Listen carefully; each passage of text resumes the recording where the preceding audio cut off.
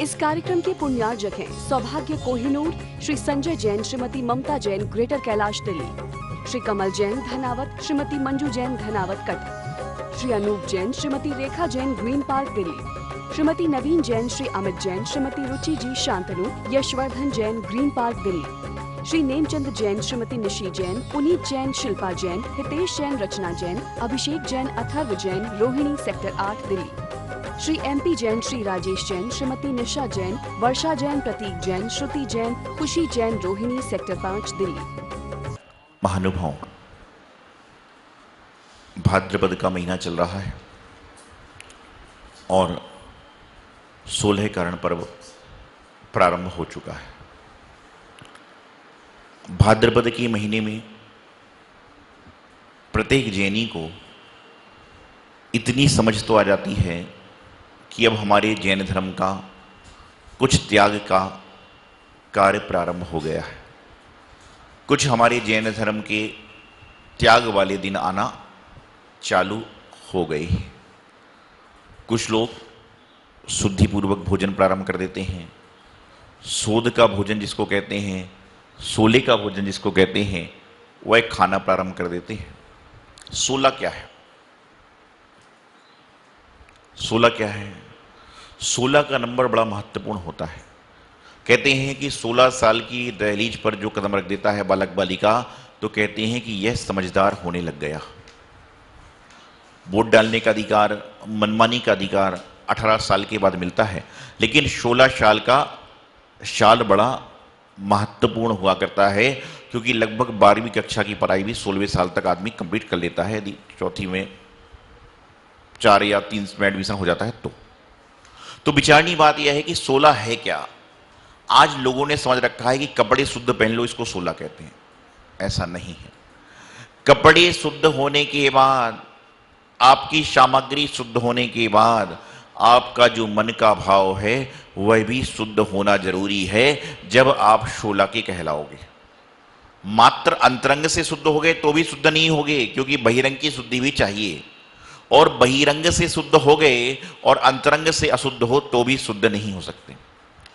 तो 16 है क्या चीज? लोगों ने यह समझ रखा है कि जहां पर चौका लगता है वहां पर सोले का भोजन बनाया जाता है। चौका क्या है? क्रिकेट का चौका तो है नहीं। चौका वह कहलाता है जहां पर शुद्धि होती है, 4 प्रकार की शुद्धियां होती हैं, उसको कहते हैं चौका। द्रव्य, क्षेत्र, काल, भाव, इन सब की शुद्धि मिलाई जाती है जब उसको चौका कहते हैं, और वहां पर शुद्ध भोजन बनना, शुद्धता प्रारंभ हो जाती है। कहते हैं द्रव्य शुद्धि देखिए, क्षेत्र शुद्धि देखिए, काल शुद्धि देखिए, और उसके बाद में भाव की शुद्धि देखिए। द्रव्य शुद्धि क्या है? जो आप भगवान के चरणों में अर्पण करने के लिए द्रव्य लेकर आए हो, उसको खोलकर तो देखिए, उसमें कोई जीव राशि तो नहीं है। कोई फल फूल यदि लेकर आ रहे हो तो उसके अंदर कोई कीड़ा आदि तो नहीं है। कई बार ऐसा होता है कि जब हम मंदिर में जाकर चावल चढ़ाते हैं तो कई लोग घर से चावल लेकर नहीं आते और मंदिर के कटोर दान से चावल ले लेते हैं और सोचते हैं कि मंदिर में तो सारा शुद्ध है। अरे भैया, मंदिर में शुद्ध करने वाला कौन है? मंदिर में शुद्ध करने वाला कौन है? आप लोग जो आ रहे हैं वही तो मंदिर में शुद्ध और अशुद्ध करेंगे। तो द्रव्य शुद्धि होना जरूरी है कि आप जो द्रव्य ले रहे हो, चाहे वह महाराज जी के आहार के लिए ले रहे हो, चाहे वह भगवान के चरणों में अर्चन करने के लिए ले रहे हो, चाहे आप घर में भोजन बनाने के लिए ले रहे हो, आपको द्रव्य शुद्धि होना बड़ा आवश्यक है। आप गाड़ी से आ रहे हो, रास्ते में फल की दुकान मिली, 10 किलो अनार दे देना। उसने लिया, डिब्बा पैक किया, ऊपर से कुछ कागज के रेपर डाल दिए और आप आए, चौके में आपने पहुंचा दिया।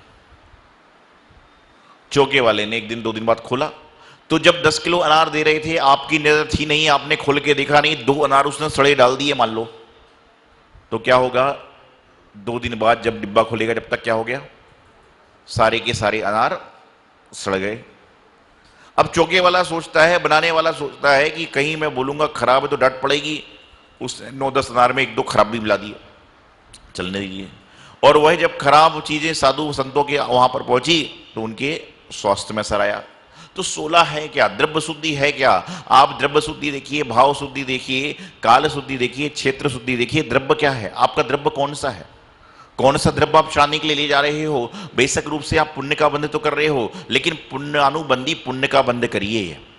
आप आहार में, मंदिर में, आदि आदि में जगह सामग्री लेकर आ रहे हैं तो आप पुण्य का बंध कर रहे हैं, लेकिन आप पुण्यानुबंधी पुण्य कर सकते हैं कि जो आप क्या करें कि देख कर दें। कम से कम इतना तो कर सकते हैं जिससे दुकान से ले रहे हैं तो जो आपका कर्मचारी, जो आपका साथी लेने जा रहा है उससे बोलना भाई तू अपने हाथ से छांटना।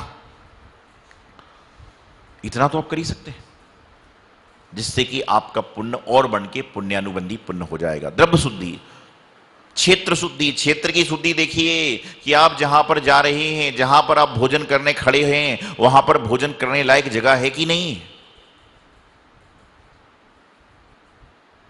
भोजन करने जा, आपने महाराज जी का हार लगवा लिया और घर के बाहर शादी चल रही है, महाराज जी का हार चल रहा है, आप घर के बाहर शादी चल रही है, गाने बज रहे हैं शादियों के, गाने बज रहे हैं शादियों के।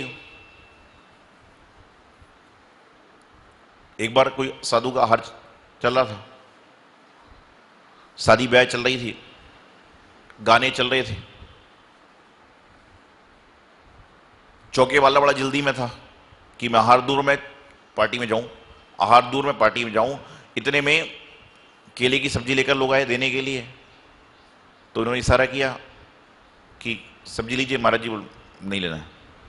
बोले सब्जी लीजिए, बोले नहीं लेना। अरे बोले महाराज जी आलू कोफ्ते की सब्जी बहुत अच्छी बनी, आप ले तो लीजिए। गलती नहीं थी, उसके भाव में गलती नहीं थी, उसके समझ में भागने की जल्दी पड़। बोले गलती हो गई, गलती हो गई, आलू कोफ्ते की नहीं केले कोफ्ते की सब्जी बनी। क्या हो रहा है?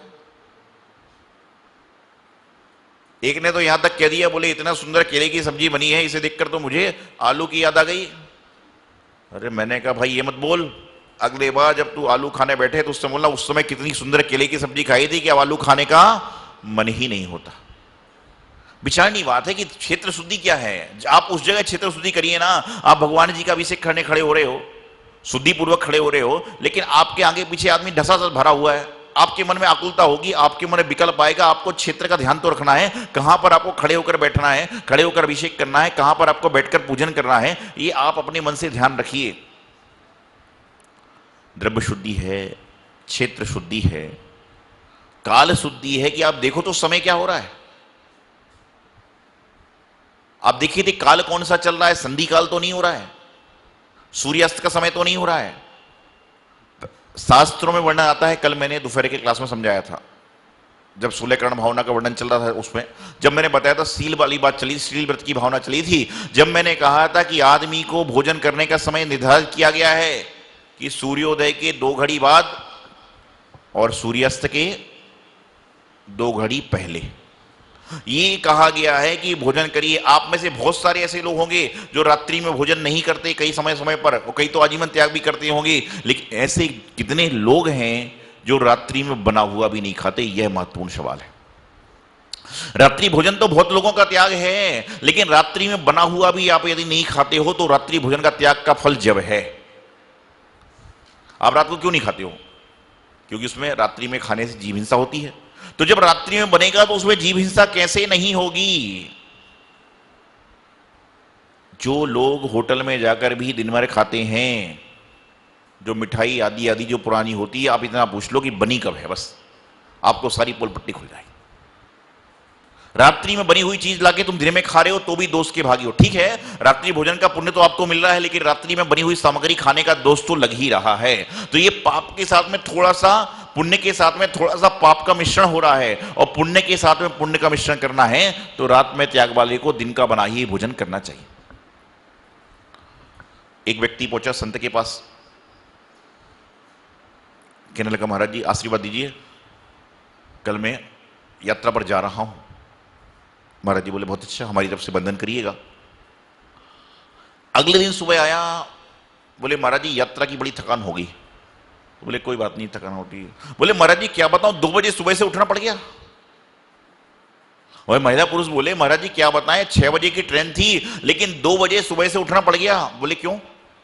अरे बोले महाराज जी रात को नहीं खाते तो खाने की व्यवस्था बनाकर भी तो चलना पड़ेगी, तो रात को 2 बजे उठ के 3 बजे उठ के खाना बना रहा है और यात्रा करने जा रहा है, कैसे पुण्य मिलेगा उसको?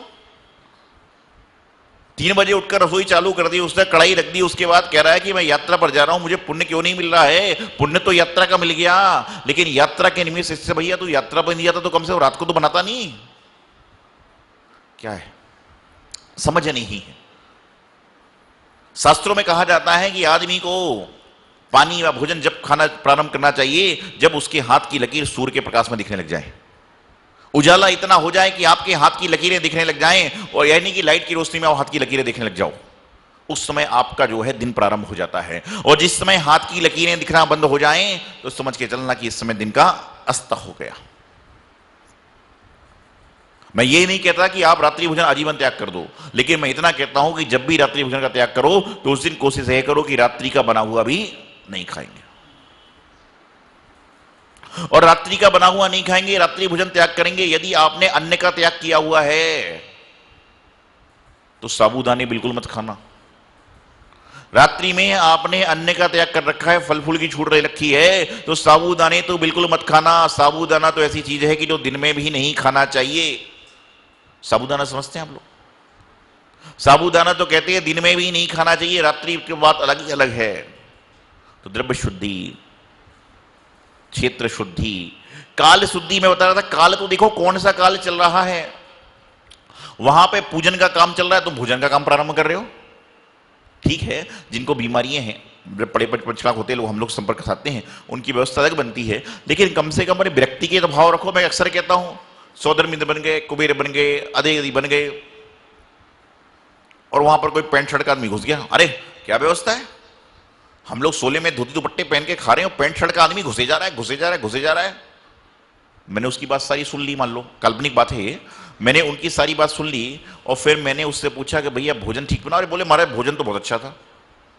फिर मैंने धीरे से पूछा पानी कौन सा पिया? शुद्धि पूर्वक जब आपने भोजन किया है, शुद्धि पूर्वक आपने जब भोजन को ग्रहण किया है, तो उसके बाद पानी कौन सा पिया? बोले महाराज जी आपको क्या बताऊं, मुझे इधर उधर का ऐसा वैसा पानी जमता नहीं है, इसलिए मैं तो बिस्लरी का पानी मंगा के पीता हूं। तो तेरा 16 काय का है? तुम्हारा शुद्धि किस चीज की है? ये भोजन तो तुम शुद्ध बनवा रहे हो, धोती दुपट्टे पहन के जैनी आदमी से बनवा रहे हो, पानी तुम बिस्लरी का पी रहे हो, तो कैसे काम होगा? द्रव्य शुद्धि, क्षेत्र शुद्धि, काल शुद्धि, और उसके बाद में सबसे महत्वपूर्ण बात है भाव की शुद्धि। किसकी शुद्धि? भाव की शुद्धि। कहते हैं कि यदि आपके भाव शुद्ध हो गए तो निश्चित रूप से आपका भाव शुद्ध होने से आपका आगामी भाव शुद्ध हो जाएगा, विशुद्ध हो जाएगा, और जीवन का कल्याण हो जाएगा। लेकिन आज लोग क्या कर रहे हैं, कहते भावों से क्या है? भावों की व्यवस्था आदमी 2 तरह से लगाता है। जब मैं कहता हूं मंदिर आया करो, तो कहता है मंदिर महाराज जी मेरे तो घर से ही भाव से मंदिर है, और जब कहीं शादी बारात में जाना हो तो कहा जाए शादी मत जाओ भाव से, अरे जो खाएगा उसका ही तो पेट भरेगा। तो मंदिर आने के लिए मन में भाव है, और भोजन करने के लिए जो खाएगा उसका पेट भरेगा। भैया मंदिर में आकर भाव लगाओगे तो ही तो भाव शुद्धि होगी। भाव की शुद्धि, विचार की शुद्धि। आपके भाव कैसे चल रहे हैं? जैनागम में भावों की व्यवस्था बताने के लिए, भावों की तरमता बताने के लिए अनेक अनेक ग्रंथों का वर्णन किया गया। आप उन ग्रंथों को भी पढ़ लेते हो, सब कुछ कर लेते हो, लेकिन उसके बाद में भी आपके जीवन के भाव परिवर्तित क्यों नहीं हो रहे? क्योंकि आपने ऐसे कर्म कर रखे हैं, हम सभी ने ऐसे कर्म बांध लिए हैं कि हमारा भाव शुद्ध हो ही नहीं पा रहा। जीवन में भाव को शुद्ध करना है तो उनकी संगति करो जिनका भाव विशुद्ध है, शुद्ध है। जीवन में अपने भाव को सुधारना है तो उनके पीछे पीछे चलना प्रारंभ कर दो जिन्होंने अपने भाव को सुधार लिया है। निश्चित रूप से आपका कल्याण हो जाएगा। द्रव्य शुद्धि, क्षेत्र शुद्धि, काल शुद्धि और भाव शुद्धि, जो इस प्रकार की 4 प्रकार की शुद्धि रखता है वह जाकर क्या होता है, 16 का अधिकारी बन जाता है, वह 16 का आदमी कहलाता है। जहां पर आहार होता है तो कहते 4 प्रकार की शुद्धि होना चाहिए। कौन कौन सी?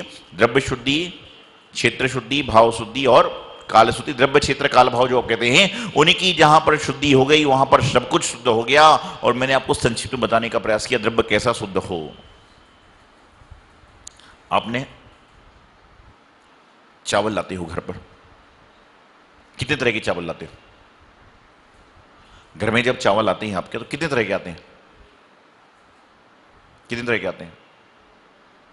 मेरी आवाज आ रही है आप तो?